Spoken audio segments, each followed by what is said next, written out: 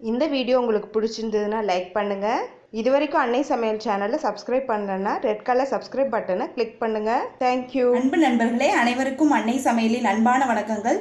இன்றைக்கி அன்னை சமையலில் நம்ம பார்க்க போகிற ரெசிபி முள்ளங்கி சட்னி. வாங்க எப்படி செய்கிறதுன்னு பார்க்கலாம். முதல்ல கடாயில் தேவையான அளவு எண்ணெய் ஊற்றி வச்சுக்கோங்க. இப்போ 1 கப் முள்ளங்கியை சின்ன சின்னதாக கட் பண்ணி சேர்த்துக்கலாம்.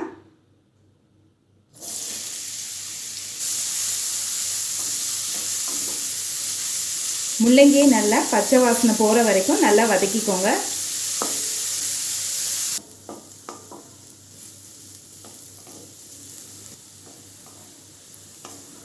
முள்ளங்கி இது மாதிரி நல்லா கலர் மாறுற வரைக்கும் நல்லா வதக்கிக்கோங்க. இப்போ முள்ளங்கியை தனியாக எடுத்து வச்சிடலாம்.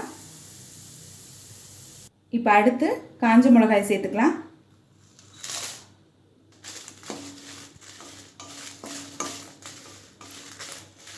நான் ஒரு 15 மிளகாய் எடுத்திருக்கேன். உங்களுக்கு காரம் கம்மியாக தேவைப்பட்டுச்சுன்னா கொஞ்சம் குறைச்சிக்கோங்க.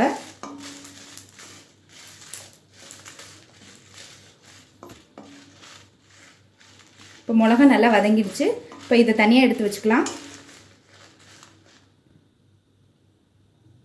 இப்போ அடுத்து ஒரு டேபிள் ஸ்பூன் கடலைப்பருப்பு சேர்த்துக்கோங்க.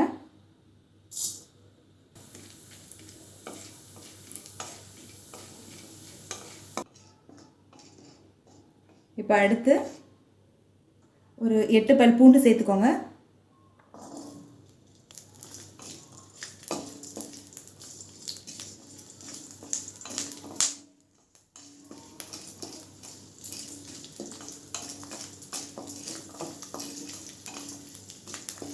இப்போ அடுத்து 1 கப் வெங்காயத்தை சேர்த்துக்கலாம்.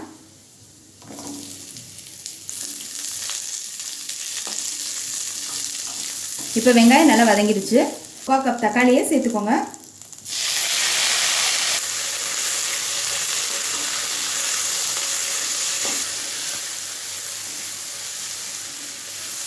இப்போ தக்காளி வதங்கிடுச்சு.